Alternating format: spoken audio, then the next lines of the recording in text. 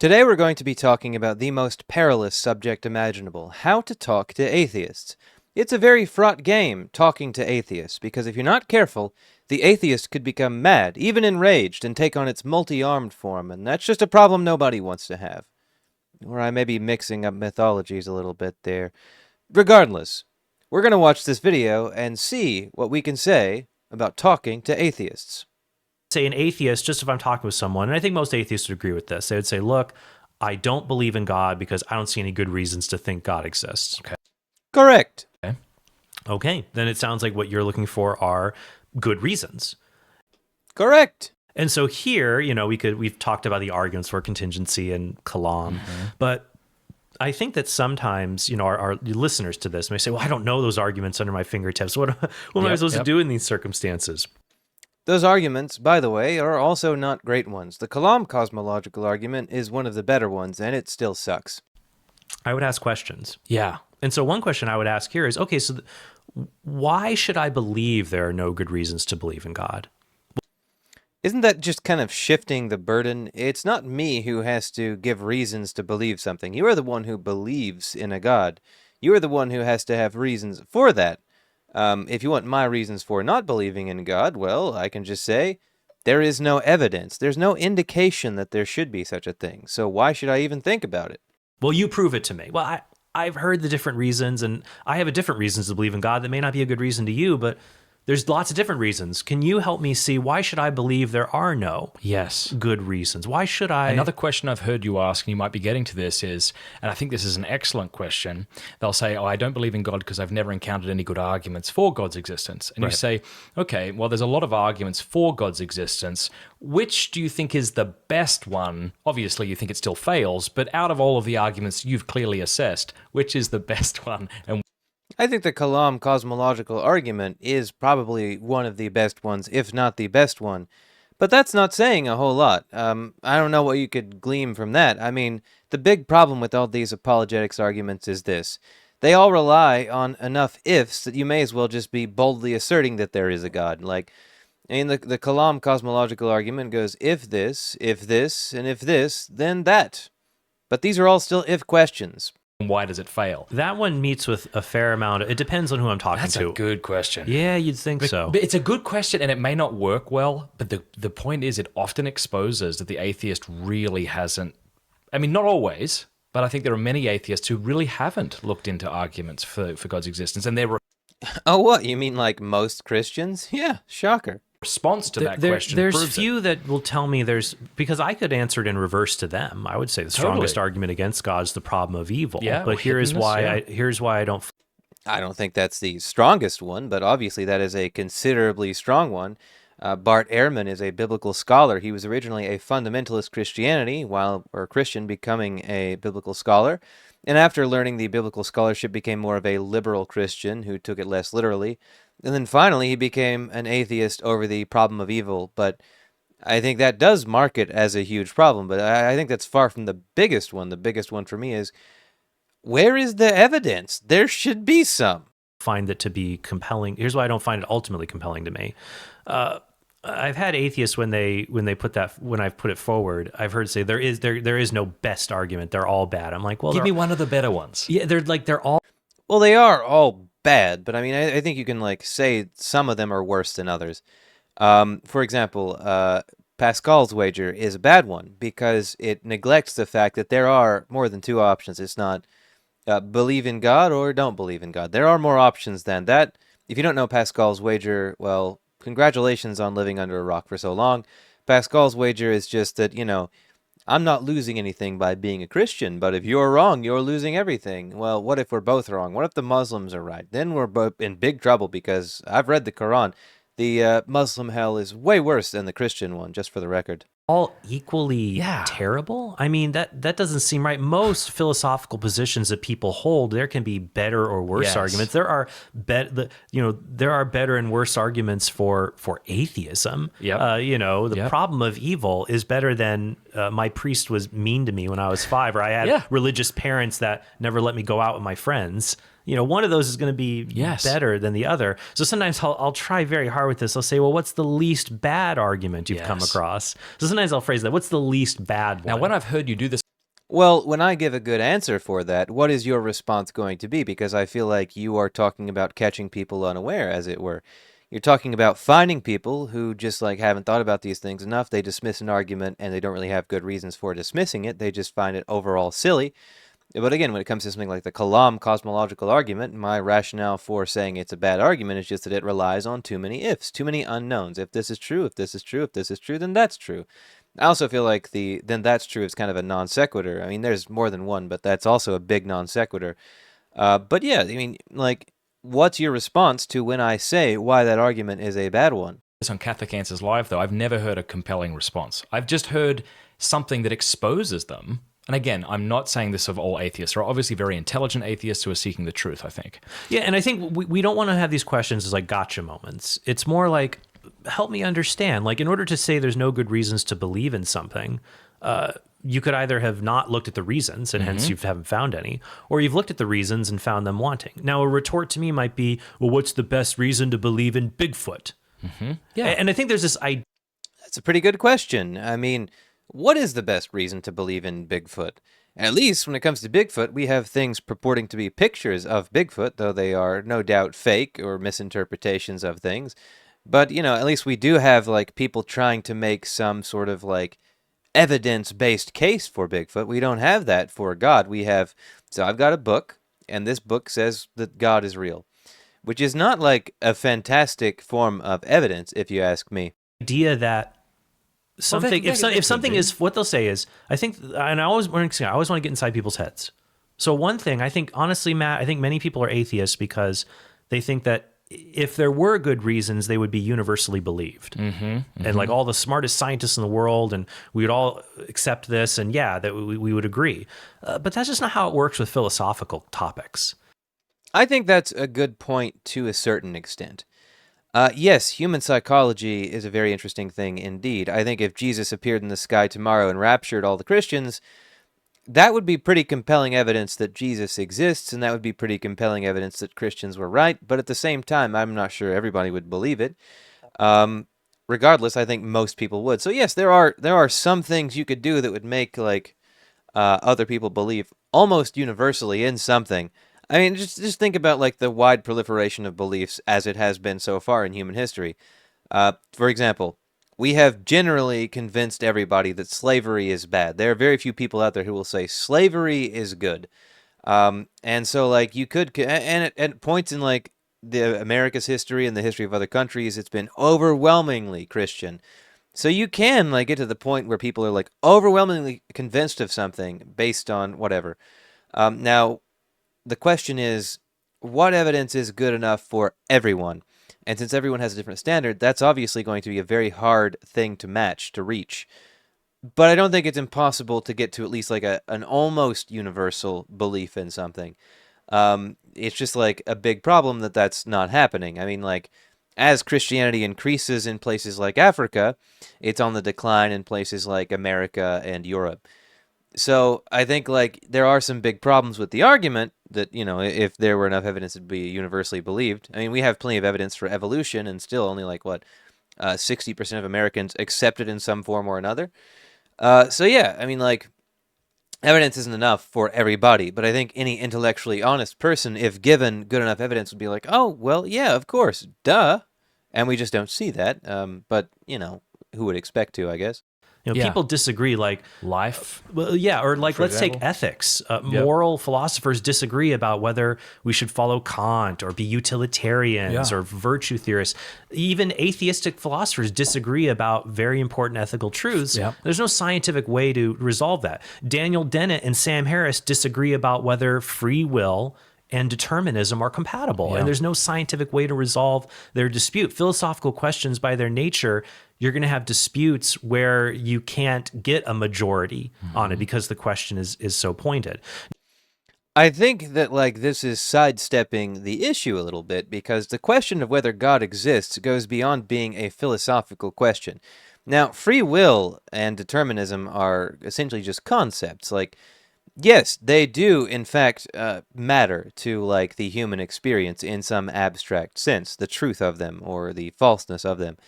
But the question of God is fundamentally different because the question of God comes down to a lot of things like the origin of humanity, the origin of the earth, the origin of the universe.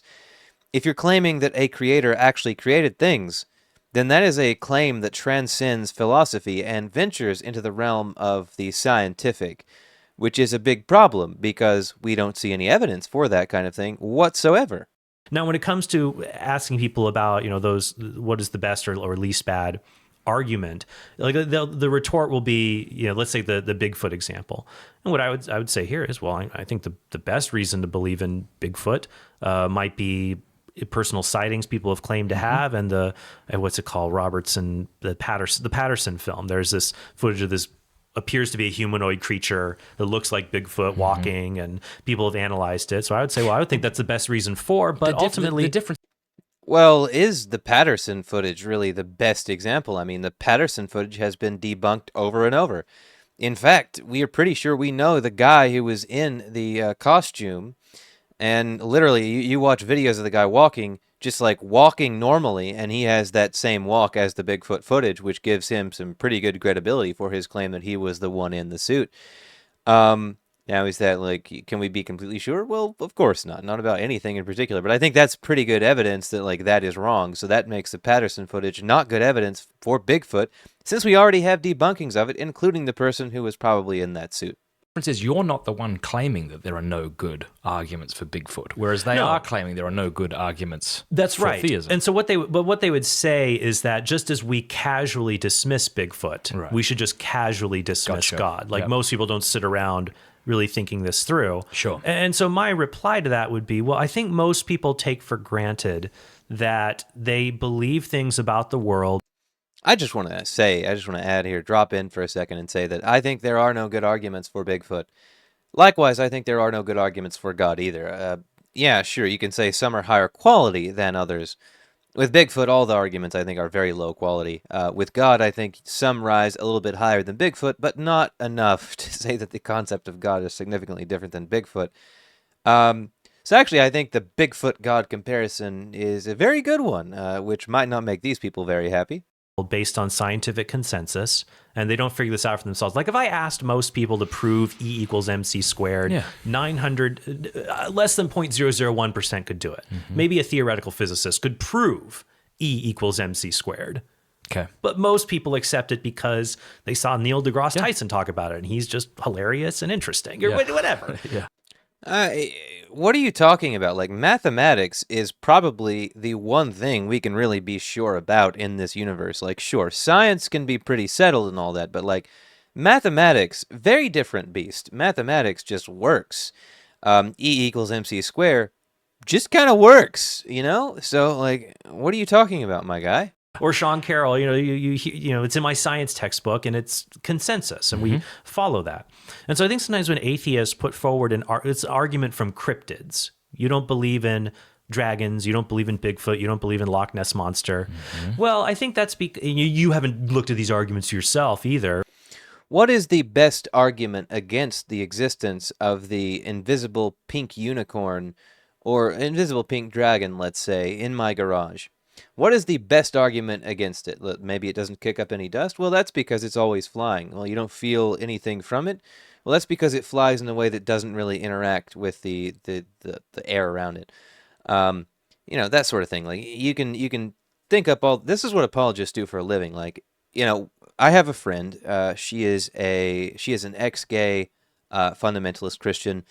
Obviously, we have some very strong disagreements on a lot of things. I don't know if she's a young Earth creationist, but she definitely comes like close to it. So we have a lot of like disagreements on a lot of subjects. And there was an argument we were having where we were talking about a king that was invented by the Old Testament. There are no records of this person existing historically. Darius the Mede. Darius the Mede was said to have taken over between, Nebuchadnezzar and... Cyrus, was it? Either way, Darius the Mede, there's no historical evidence for a Darius the Mede being king of the Babylon and the Babylonian Empire, Neo-Babylonian Empire, for a year. But the Torah and, I guess the Torah and the Old Testament claim as much. They claim that. But there's no evidence for that claim. In fact, there's mountains of evidence against it. There's just no evidence that a person like that even existed. And that's a problem. And she was going to like look up some apologetics like sources on Darius the Mede. And I just told her, like, I already know what they're going to say. I don't even have to look it up. I already know what they're going to say. Like, I can tell you, like, the main arguments they're going to have.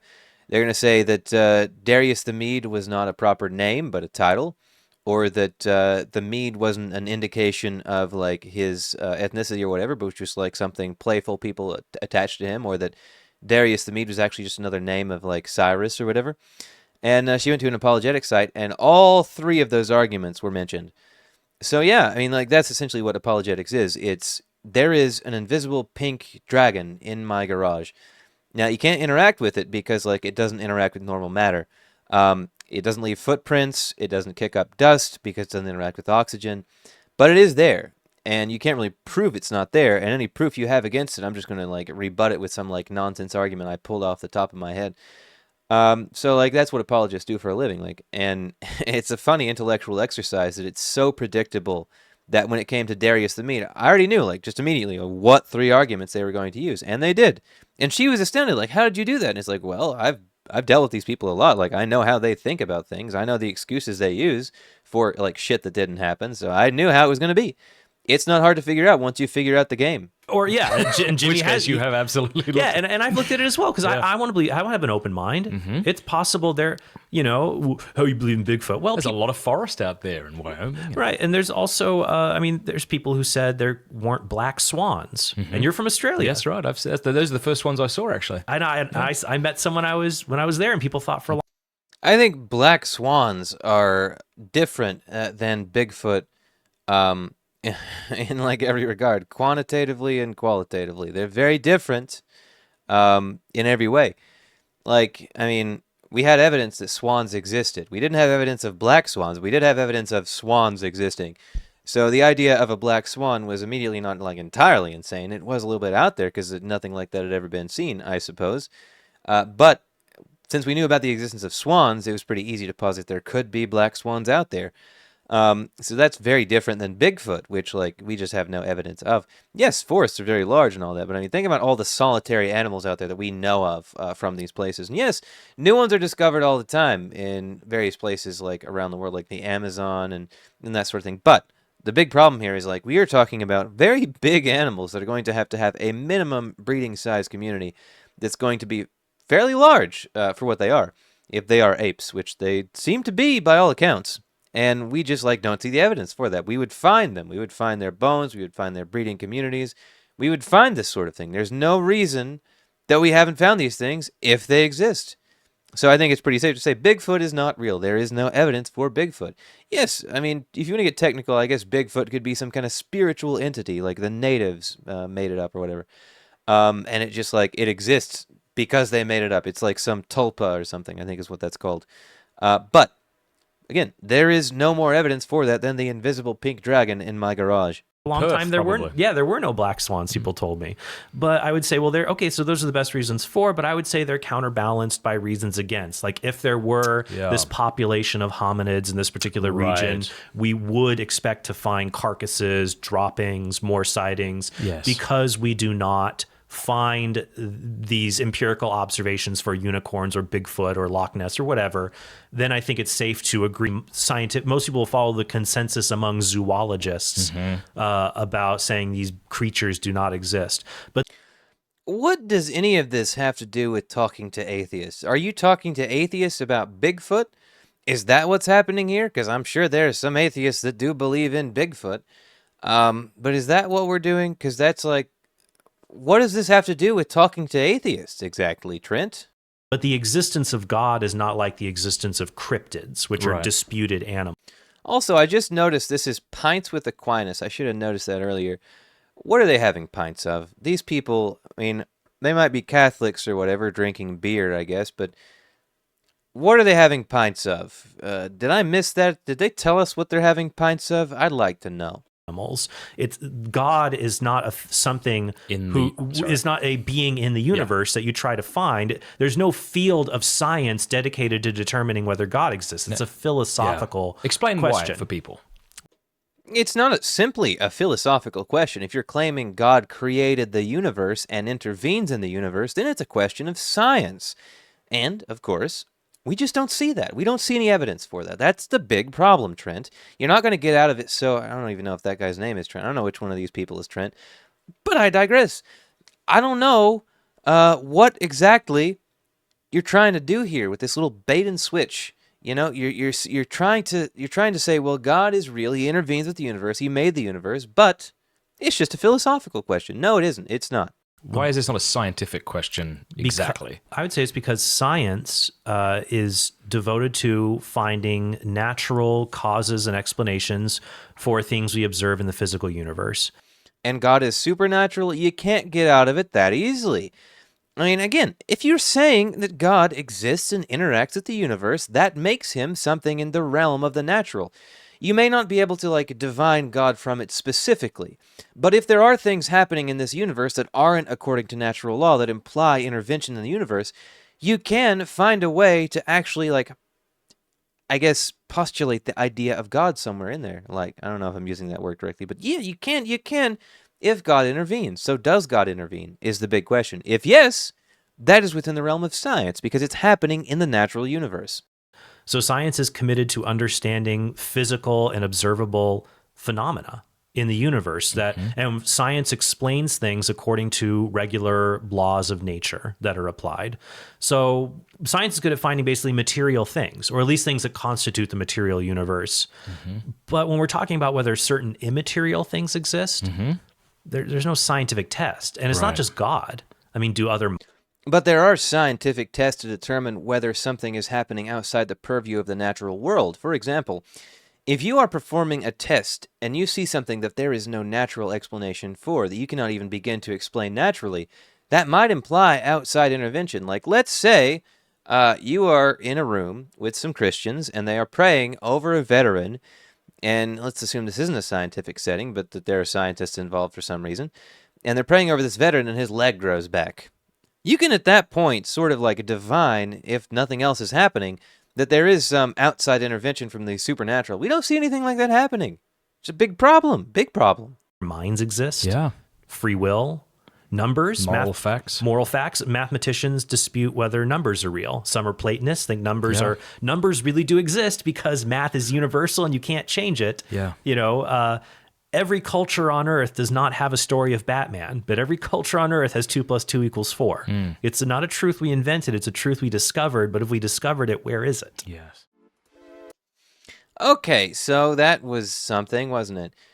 This video seems to be less about being advice for talking to atheists than advice for talking to people who think Bigfoot is real. So thanks for that, guys. Good waste of time there. I appreciate this Pints with Aquinas concept. If they're actually drinking beer, well, I like beer. Invite me on your show, guys. You wouldn't have to think about how to talk to an atheist if you had an atheist in front of you talking about how to talk to an atheist, because I would tell you right up front, Bigfoot, not the way to go on this one.